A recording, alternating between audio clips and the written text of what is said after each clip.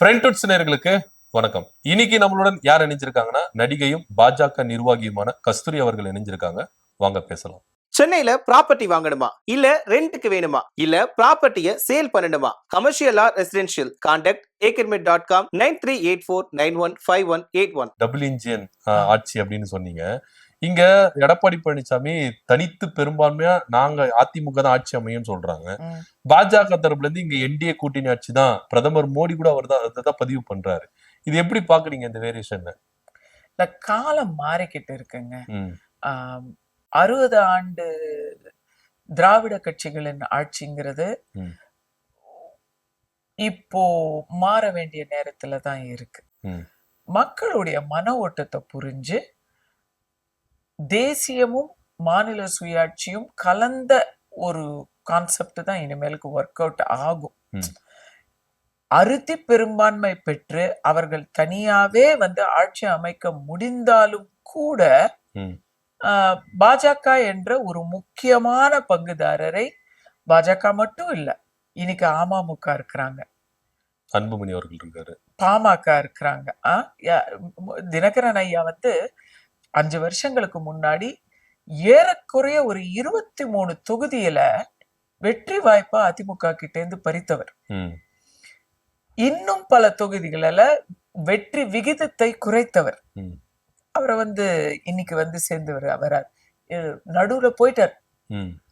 முடியாது போங்க, என்னால பெரிய பெரிய வார்த்தைகள்லாம் சொன்னாரு. சமாதானப்படுத்தி கூட்டிட்டு வந்தது அதிமுக இல்ல, பாஜக.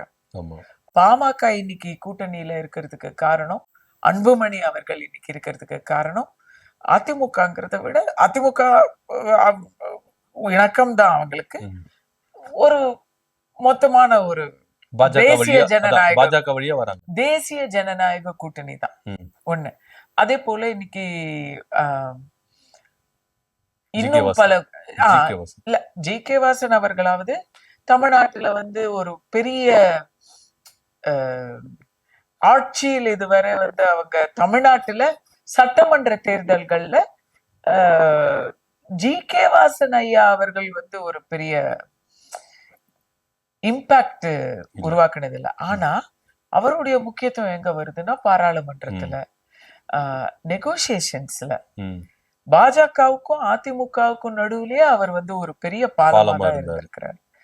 ஒரு நாகரீக அரசியலை செய்யக்கூடியவர், தமிழ்நாட்டின் நலனில் மிகப்பெரிய ஒரு அக்கறை உள்ளவர். அவருடைய ஆக்ஷன்ஸ் எல்லாத்திலுமே நீங்க அதை பார்க்கலாம். அவங்க அப்பாவுமே சரி, அவருமே சரி, தமிழகத்துக்கு தேவையான அரசியலை முன்னெடுத்து வந்தவர், எதிர்கட்சிகள் பாராட்டக்கூடிய ஒரு தலைவர். இந்த கூட்டணியில இவங்க எல்லாருக்குமான அங்கீகாரம் இருக்கணும்னு நான் நினைக்கிறேன். இபிஎஸ் ஐயா அவர்கள் தேர்தலுக்கு பிறகு அத சொல்லலாம் அப்படின்னு நினைக்கலாம். அதுல நியாயம் இருக்கு. ஓகே, இப்ப நீங்க சொன்னீங்க பாஜக மூலியமா தான் டிடிவி தினகரன் வந்தாரு, அன்புமணி அவர்கள் வந்தாங்க அப்படின்னு. சோ அந்த காரணத்துக்காக தான் எடப்பாடி பழனிசாமி கிட்ட பேச்சுவார்த்தை நடத்தாம டைரக்டா டெல்லியில போயிட்டு அமித்ஷா அவர்களை சந்தித்து பேச்சுவார்த்தை நடத்துறாங்களோ இந்த தொகுதி பங்கீடுல? எங்க இபிஎஸ் ஐயாவும் டெல்லி தானேங்க போனாரு? இல்ல, அவர் போயிட்டு வந்துட்டாரு. அவர் வந்துட்ட பிறகு பின்னாடி இவங்க 2 பேர் போறாங்க, பேச்சுவார்த்தை நடத்துறாங்க. ஏன்னா இபிஎஸ் தலைமைனா அவரு தலைமையில தாங்க நடத்தணும். ஏன் அங்க போயிட்டு தொகுதி பங்கீடு கேட்கணும்? இவர் தான் சீட்டை பிரிச்சு கொடுக்கணுமே. இல்லங்க, அப்படி இல்ல. மறுபடி ஒரு மெயின் பார்ட்னர் அப்படின்னு நம்ம சொல்றோம். 50% மேல அவர் டாமினன்ட் பார்ட்னர். ஏடிஎம்கேங்கிறது இங்க நம்பர் 1. அவங்க தான் பெரிய கட்சி தமிழ்நாட்டுல. சோ அவங்களுக்கான கட்சிகளை அவங்க முதல்ல முடிவெடுப்பாங்க. அதுக்கப்புறம் கூட்டணியில இருக்கக்கூடிய கட்சிகளுக்கு அவங்களுடைய வரிசைப்படி முடிவெடுப்பாங்க. சோ முதல்ல முடிவெடுக்க வேண்டியது யாரு? இபிஎஸ் ஐயா தான். நீங்க டெல்லிக்கு போய் அவர் வாங்கிக்கிட்டு வந்தாருன்னு நீங்க நினைக்கிறீங்க. டெல்லிக்கு போறது சந்திப்புக்காக. அவங்க இங்க வந்தா நீங்க அத கேள்வி கேட்க மாட்டேங்கிறீங்க. ஆனா இப்படியும் வர்றாங்க, அப்படியே போறாங்க. அவர் எங்களுக்கு இவ்வளவு கொடுங்கன்னு சொல்லி அங்க போய் யாரும் நிக்கல. இவ்வளவு சீட்டுகள் அதிமுகவுக்கு நான் ஒதுக்குறேன் அப்படின்னு அவர் சொல்லுவாரு. அதையே இவரு சொல்லணும்ன்ற, இவரு தானே அதிகார முடிவு எடுக்கணும். பாஜக அவர் இத்தனை தான் சீட்டு, முடிவெடுக்கிறார். பாமகவுக்கு இத்தனை சீட்டு, அமமுகவுக்கு இத்தனை சீட்டு, இவரு தானே பிரிச்சு கொடுக்கணும்.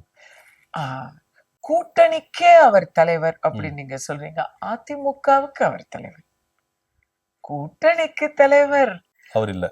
இல்ல, கூட்டணிக்கு கூட்டணிக்கு இது ஒரு கோஆபரேட்டிவ் சொசைட்டி. இது ஓகே. அங்க அந்த மாதிரி ஏற்றத்தாழ்வுக்கு இடம் இல்லை. பாஜக கண்டிப்பாக கூட்டணி முடிவுகளை எடுக்கக்கூடிய இடத்தில் பொறுப்பில் இருக்கிறது. ஏன்னா தேசிய ஜனநாயக கூட்டணி அப்படியே இருக்குங்க. அதிமுக தாங்க வெளியே போயிட்டு திரும்பி வந்திருக்கு. சோ இந்த இடத்துல ஈக்குவேஷன் மாறுவது அதிமுகவால தான். தேசிய ஜனநாயக கூட்டணி அதிமுக இல்லாம ஒரு தேர்தலை சந்திக்கலையா? சந்திச்சோமே. அதனால இன்னைக்கு அதிமுகவுக்கு இத்தனை சீட்டு, இவ்வளவு சீட்டு, இந்தந்த இடங்கள்ல சீட்டுங்கிறத ஃபர்ஸ்ட் அவர் தான் சொல்லணும். அதுல ஏதாவது குடுக்கல் வாங்கல் இருந்தா அத கூட்டணியில கலந்து பேசி சொல்லணும். அந்த கலந்து பேசுவது பாஜக தானே. பாஜக தான் இங்க எல்லா முடிவு எடுக்கிற ஒரு இடத்துல இருக்குது. எல்லா முடிவும் இல்ல, மறுபடியும் நீங்க அப்படி சொல்லாதீங்க. தமிழ்நாட்டுக்கான முடிவுகளை எடுக்கிறது அதிமுக தான். பட் கூட்டணிக்கான கூட்டணி வரும்போது பாஜக தான் பிரதான முடிவுகள் எடுக்கிறதுல பாஜக இருக்கு. ஏன்னா கூட்டணி அவங்க கூட்டணியா தான் இருந்திருக்கு. தேசிய ஜனநாயக கூட்டணிக்கு யாருங்க தலைவரு? மோடி அவர்கள். அவ்வளவுதானே. இல்ல, தேசியத்துக்கு அவரு, தமிழ்நாட்டுக்கு தமிழ்நாட்டில் இபிஎஸ் தலைமையிலான தேசிய ஜனநாயக கூட்டணி. ஏன்னா இதுல எந்த குழப்பமே இல்ல. நீங்க எப்படி இதை மாத்தி மாத்தி கேட்டாலும் ரொம்ப சிம்பிளான ஒரு நார்மலான விஷயம். டெல்லியில போய் ஒருத்தர் பேசக்கூடாதா? அவங்க ஒரு கட்சி, ஒரு வெகுவான ஓட்டு வங்கி வைத்து இருக்கக்கூடிய ஒரு கட்சி, தேசிய ஜனநாயக கூட்டணியில 5 வருஷமா டெல்லியில தான் அவங்க பேசியிருக்காங்க. ஏன் இப்ப போக கூடாது? நேத்து இது என்ன, திருமணமாகி ஒரு பொண்ணை நம்ம அமுச்சு விட்டோம்னா, இனிமே நீ என் வீட்டுக்கு வராத, என் மூஞ்சில முழிக்காத அப்படின்னு சொல்லுவீங்களா நீங்க? இல்ல. கட்சியிலேயே இல்லாத, கூட்டணியிலேயே இல்லாதவங்க அண்டர் கிரவுண்ட்ல டீலிங் பேசிக்கிட்டு இருக்கிறாங்க திமுக கூட்டணியில. அதெல்லாம் உங்க கண்ணுல தெரியாதா? சரி, இது ஒரு புறம் இருக்க மேடம். ஆதவர்ஜனா டிவிகேல பயணிச்சுட்டு இருக்கிற ஆதவர்ஜனா ஒரு கருத்து சொல்றாரு. தேசிய ஜனநாயக கூட்டணியில விஜய் அவர்களுக்கு முதல்வர் பதவி தரேன்னு சொன்னாங்க. மதசார்பற்ற கொள்கையில உறுதியா இருந்ததுனால அதை துச்சமா தூக்கி போட்டு வந்தாரு விஜய் அவர்கள் அப்படின்னு ஆதவர்ஜனா சொல்றாரு. என்ன மதுரையில கூப்பிட்டாங்க, மயிலாடுதுறையில கூப்பிட்டாங்க, தஞ்சாவூர்ல கூப்பிட்டாங்க, ஆனா நான் இங்க வந்துட்டேன். கரகாட்டக்கார டயலாக் மாதிரி இருக்கு. அப்படிதான் இருக்கு. கோவைசர்ல அவங்க காமெடி மாதிரி இருக்கு. ஆதவர்ஜனாவும் காமெடி தான் பண்ணிட்டு இருக்காரு. முதல்வர் பதவியை கொடுத்தாங்களாம், இவங்க மத சார்பின்மைய முன்னுக்கு வச்சு தனியா அதோட பாஜகவோட கூட்டணி வைக்க மாட்டோம் அப்படின்னு சொல்லிட்டாங்களாம். சரி, பாஜக ஒரு மதவாத கட்சிங்கிறதே ரொம்ப தவறான புரிதல் அவங்களுக்கு. அவர் ஏற்கனவே அங்கதானேங்க இருந்தாரு, விசிகேல தான் இருந்தாரு, பெண்ணுல இருந்தாரு, அங்க டிஎம்கேவுக்கு தான் அவர் மேக்சிமம் ஒர்க் பண்ணிருக்காரு. அதனால அந்த பிரச்சாரத்தை அவர் மண்டைக்குள்ள ஏத்தி அவரே இப்போ நம்ம ஒரு பொய் சொல்றோம்னா அந்த பொய்ய நம்ம பொய்யுங்கிறது மறந்துடக்கூடாது. நாமளே அந்த பொய்ய நம்பிடக்கூடாது. ஆதவர்ஜனா அவர்கள் ஒரு பிரச்சாரத்தை, அரசியல் ரீதியான ஒரு பொய்யை உண்மைன்னு நம்பி இப்ப அவர் அதுக்கு பொங்கிக்கிட்டு இருக்கிறாரு. அதுக்கு மேல பொய்யா சொல்லிட்டு இருக்கிறாரு. இவருக்கு என்ன முதலமைச்சரா விஜய் அவர்களுக்கு இவங்க டீல் பேசினாங்க அப்படின்னு சொன்னாங்க இல்லையா? அதுக்கு முன்னாடி ஆதவ் அவர்கள் இன்னொன்னு ஒன்று சொன்னாரு. ஒரு ரஜினி அவர்களை மிரட்டினாங்க, உருட்டினாங்க அப்படின்னு சொன்னாரு. ரஜினி அவர்கள் பின் வாங்கினது எனக்கு கூட பிடிக்காது. அவர் மிரட்டினாருன்னு சொன்னாங்க பாருங்க. நான் கூட நினைக்கிறேன் அவர் மிரட்டல. என்னங்க உங்களுக்கு உடம்பு இப்படி இருக்கு அப்படின்னு சொல்லி ஏதாவது ஒரு எச்சரிக்கை கொடுத்துருக்கலாம். அவர் மனச மாத்திட்டாங்க அப்படின்னு சொல்லி இருந்தா இவ்வளவு பெரிய பிரச்சனை வந்திருக்காரு. அப்ப கூட வந்திருக்கோம், வேற வார்த்தைகளை சொல்லியிருக்கலாம். ஆனா சொன்னாரா? சொன்னாரு. இவர் ஸ்டேஜ்ல வந்ததும் கெத்தா அப்படி பயமுறுத்தினாங்க. ஆனா விஜய பயமுறுத்தல. திமுகவுக்கிட்டயும் இவர் சேரல. அதுக்கு அந்த மேடையில அவர் சொன்னாரு, ஆனா தளபதி விஜய யாராலையும் மிரட்ட முடியாது, அதனால நாங்க வந்து கெத்தா தனியா நிக்கிறோம்னு சொன்னாரு. 2 நாள் ஆச்சு. 2 நாள் கழிச்சு கம்ப்ளீட்டா வாபஸ் வாங்கி பப்ளிக்கா மன்னிப்பு கேட்டாரு. இப்ப வந்து பாஜகவுல இருந்து எங்களுக்கு இந்த ஆஃபர் கொடுத்தாங்க, நாங்க வந்து அதை ஒத்துக்கல அப்படின்னு சொல்லிட்டோம். இத மறுக்கிறதுக்கு கூட ஒர்த் இல்லைங்கிறதுனால பாஜக அவங்க வேலையை பார்த்துக்கிட்டு இருக்கிறாங்க. இல்ல, ஆனா விஜய் சொல்றாரு, என்ன யாரும் அந்த மாதிரி கூப்பிடவே இல்ல, எங்களுக்கு யாரும் அந்த மாதிரி ஆஃபர் எல்லாம் கொடுக்கலன்னு சொல்லிட்டு இப்தார் நோம்பு நிகழ்ச்சியில சொல்றாரு. இவ்வளவு எல்லாம் இல்லைங்க, நான் சின்ன லாஜிக் கேக்குறேங்க. முதல் மாநாட்டில இருந்து விஜய் அவர்கள் எங்க கூட்டணிக்கு எங்களை விரும்பி யார் வந்தாலும் நாங்க அவங்கள வரவேற்போன்னு போஸ்டர் அடிச்சு ஒட்டாத குறையா எல்லாரையும் கூப்பிட்டுட்டாரு. விஜய் தான் மத்த கட்சிகளை கூப்பிட்டுருக்காரு. மாநாட்டுக்கு மாநாடு நாங்க கூட்டணிக்கு எங்க தலைமையை ஏற்று எந்த கட்சி வந்தாலும் நாங்கள் ஏற்றுக்கொள்வோம் அப்படின்னு சொல்றாரு. 2 வருஷமா சொல்றாரு. கண்டிப்பா சொல்லிருக்காரு. ஒண்ணுமில்ல, குட்டி குட்டி கட்சிகள் இருக்குல்ல, ஒரு திமுக மேல ஒரு அதிருப்தி இருக்கிற கட்சிகள் இருக்குல்ல, அவங்க கூட விஜய் பக்கம் போக மாட்டேங்கிறாங்க.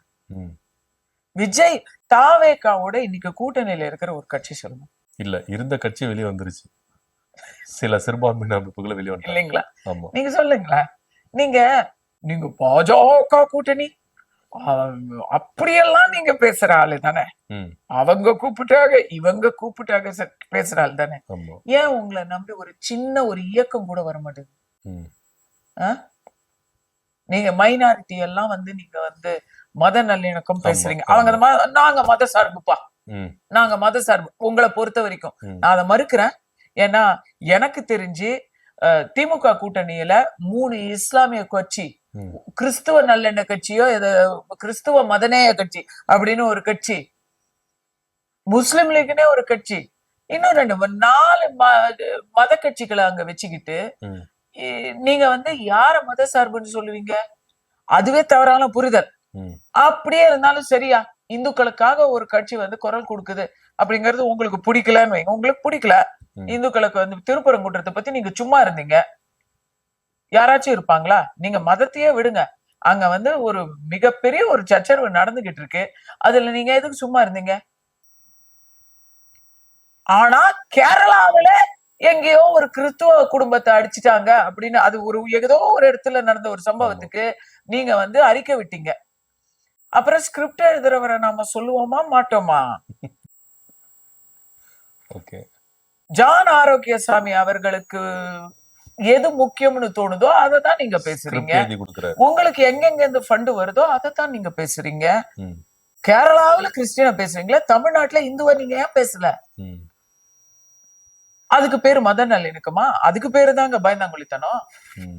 நீங்க ஆதவ் வந்து ரஜினிய பயந்தாங்குழின்னு பேசுறாரு, இதுக்கு பேர் என்ன? ஜனநாயகனை பத்தி இந்த நிமிஷம் வரைக்கும் ஒரு வார்த்தை பேசல.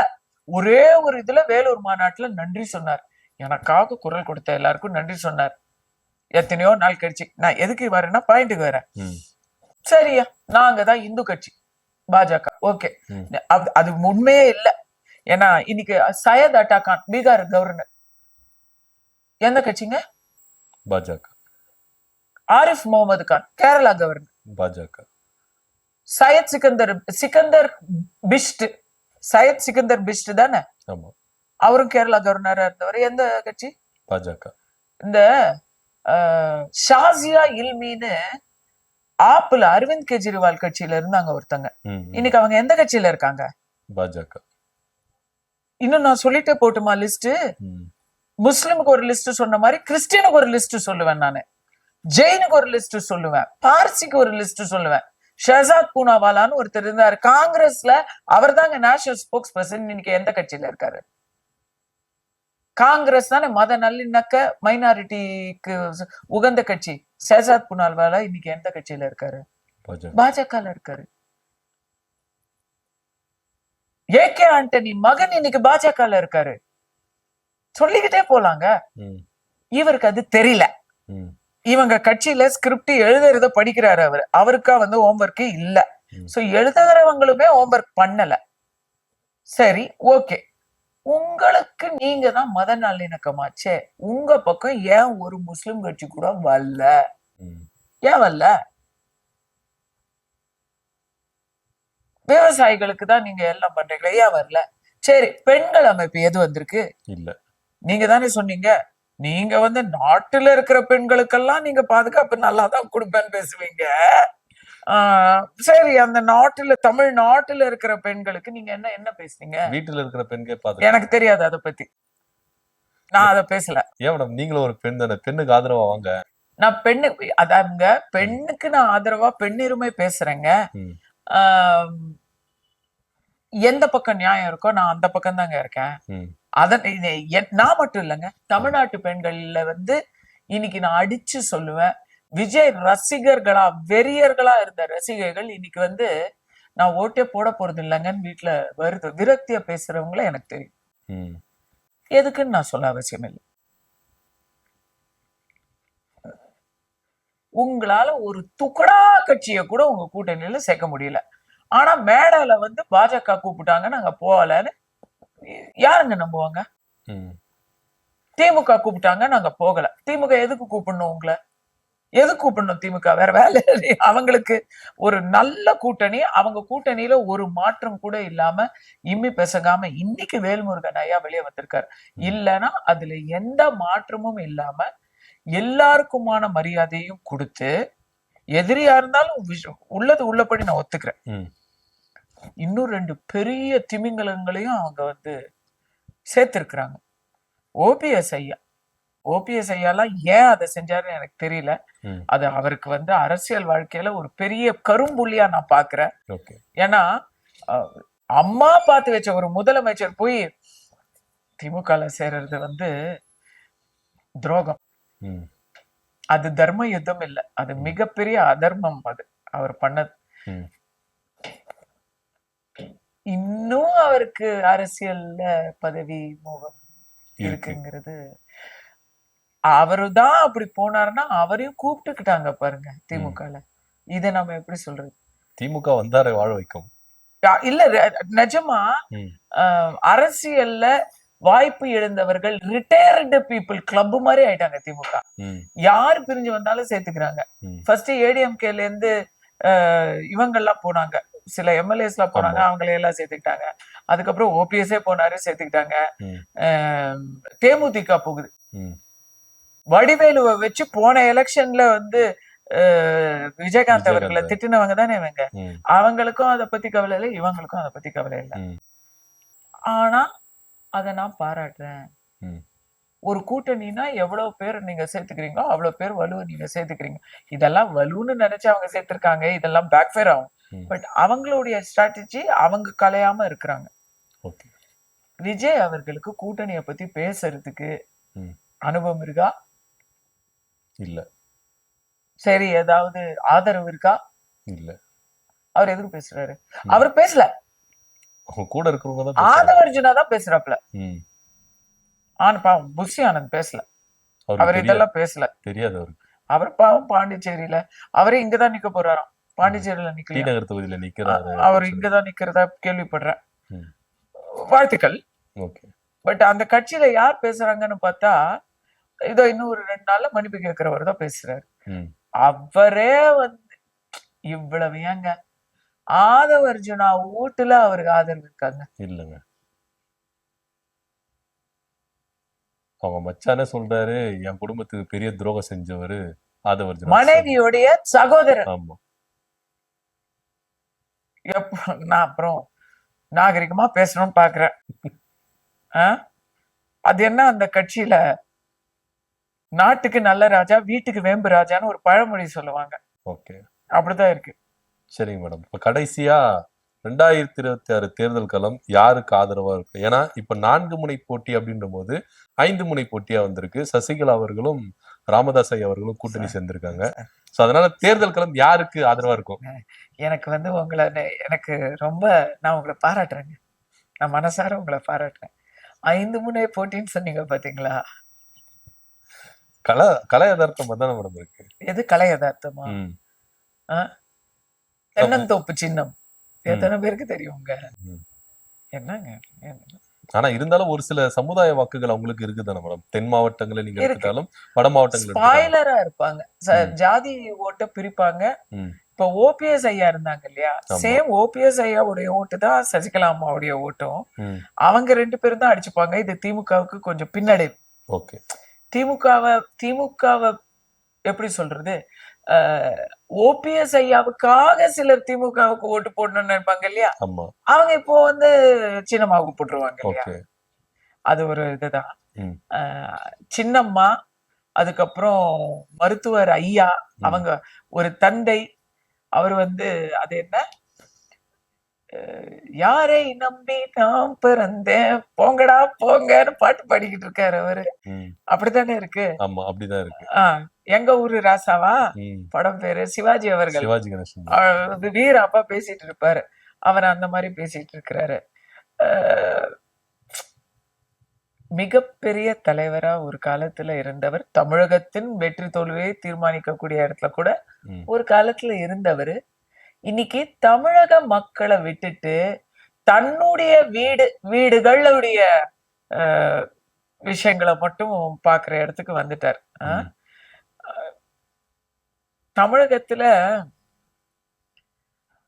ஏதேதோ காரணங்களுக்காக மக்கள் ஓட்டு போட்டிருக்காங்க. ஆனா இந்த மாதிரி சக்கடத்தி சண்டைக்கெல்லாம் ஓட்டு போட்டது. நான் அரசியல் ரீதியா சொல்றேன், அதை நீங்க வேற எதுவும் நினைச்சிடாதீங்க. நீங்க வேற எதுவும் நினைச்சிடாதீங்க. சக்கலத்தி சண்டைன்னு ஒரு உவமையா சொல்றேன். ஒரே இடத்துல இருந்தவங்க பிரிஞ்சு போய் அப்படி சொல்றேன், சரியா? அன்புமணி அவர்களும் ராமதாஸ் ஐயா அவர்களும் 2 பேரும் பிரிஞ்சிருக்காங்க. எல்லாமே ஓபிஎஸ் ஐயாவும் அப்படித்தானே பண்றாரு. ஓபிஎஸ் ஐயாவை பார்த்தா யாருக்குங்க உதயசூரியன் ஞாபகம் வரும்? யாருக்கு வரும்? அதனால இந்த 5ஆம் அணின்னு நீங்க சொன்னதை நான் உங்களுக்கு பாராட்டுறேன். கண்டிப்பா உங்களுக்கு ஒரு வெகுமதி அவங்க தரப்புல இருந்து நீங்க வாங்கிக்கலாம். உங்களுக்கு அந்த அளவுக்கு வருது. 4 முனை போட்டின்னு நான் நினைக்கிறேன். அந்த 4 முனை போட்டியில நான் பாஜக தான் இருந்தாலும் நான் நாம் தமிழரை பத்தி கண்டிப்பா சொல்லியே ஆகணும். இன்னைக்கு திமுகவுக்கு கண்டிப்பா ஓட்டு போடக்கூடாதுங்கிற மனநிலையில தமிழகம் இருக்குது. ஆனா அதிமுகவுல மட்டும் என்ன கரைபறியாத கரங்களா, அவங்களுக்கும் என்ன வரலாறு அப்படின்னு நினைக்கிறவங்க பாஜக, அதாவது நான் இத சொல்றேன், நான் அதை மாத்தி சொல்றேன். அதிமுக மட்டும் என்ன, அங்க இருந்தவங்க தானே இங்க போனாங்க, இங்க இருந்தவங்க தானே அங்க வந்தாங்கன்னு நினைக்கலாம். அதிமுகவுக்கும் சில இந்த ஆட்சியில இருக்கிற அளவுக்கு இல்லைன்னாலும் அவங்க மேல சில பிரச்சாரங்கள், சில பஞ்சாயத்துக்களை நாம இன்னும் மறக்கல. பாஜக உள்ள வந்துரும் பூச்சாண்டி காமிச்சு பல பேர் பயந்து இருப்பாங்க. இப்படிப்பட்டவர்களுக்கு திமுகவும் போன வாட்டி பாஜக உள்ள வந்துரும் நினைச்சு திமுகவுக்கு போட்டாங்க. இனிமே அந்த தப்பா அவங்க பண்ண மாட்டாங்க. அவங்க எங்க போடுவாங்க அப்படிங்கிற இடத்துல சீமான் இருந்தார். விஜய் வந்ததும் விஜயுடைய ரசிகர்கள் ஏராளமானவர்கள் விஜய்க்கு போடலாம், புது ஆளு, அவருக்கு ட்ராக் ரெக்கார்டு இல்ல, சோ தப்பு செய்யல, ஏன்னா அதுக்கான வாய்ப்பே கிடைக்கல அப்படின்னு நினைச்சு இருந்தவங்க இன்னைக்கு அவர் தப்பு செய்யல அப்படிங்கறத நம்புற இடத்துல இல்ல. இப்ப எப்படி தெரியுமா நினைக்கிறாங்க, ஆட்சிக்கு வரத்துக்கு முன்னாடியே அவர் தனிப்பட்ட வகையில அவர் மேல கேள்வி இருக்கு, அப்போ இன்னும் வாய்ப்பு கிடைச்சா இன்னும் எதெல்லாம் செய்வாரு. பெண்கள் பாதுகாப்பை பத்தி நீங்க பேசுறீங்க, இப்ப உங்களுக்கு அதுக்கான தகுதி இருக்கா? அடுத்தது நீங்க அதாவது உடனே நம்ம சொல்லலாம், அது என்ன, அது பர்சனல் சொல்லலாம். அப்ப நாளைக்கு நீங்க ஊழல் செய்யறாங்க ஒருத்தங்க, அல்ல அது பர்சனல் சொல்லலாமா? முடியாது. ஆட்சிக்கு வந்ததுக்கு அப்புறம் நம்ம ஒரு தவறு செய்யறோம், இல்ல அது அரசியல்ல இது சகஜம் அப்படின்னு அவர் நாளைக்கு சொன்னாருன்னா நீங்க என்ன பண்ணுவீங்க? அவர் ஒரு அன்னோன் ஃபேக்டரா இருக்கிறதுனாலதான் அவர் மேல நம்ம ஒரு நம்பிக்கை வைக்கிறோம். இதை விட உண்மையாகவே நாம் தமிழர்ல இன்னைக்கு வரைக்கும் ஒரு விஷயம் தெரியுது, நல்லா தெளிவா தெரியுது, அவங்க பணமோ குவார்டர் பிரியாணியோ கொடுத்து கூட்டம் சேர்க்கல. இது தெளிவா தெரியுது. கம்யூனிஸ்டுக்கு அப்புறம் கூட்டம் சேர்க்கறதுக்கு பணம் கொடுக்காத ஒரு கட்சி நாம் தமிழர் தான். யாருக்கும் ஓட்டு போடக்கூடாது அப்படின்னு நினைக்கிறவங்க கண்டிப்பா நாம் தமிழருக்கு போடுவாங்க. நான் ஒரு வருஷம் முன்னாடி நீங்க என்ன கேட்டிருந்தீங்கன்னா நாம் தமிழருக்கு பெரிய அடி விஜயால அப்படின்னு நான் சொல்லியிருப்பேன். இன்னைக்கு நான் அப்படியே மாத்தி நினைக்கிறேன். இது கள நிலவரத்துல கொஞ்சம் அது தெரியுது. அட போப்பா நோட்டாக்கு போடலாம்ப்பா அப்படின்னு நினைப்பாங்கல்ல, அவங்க எல்லாம் சரி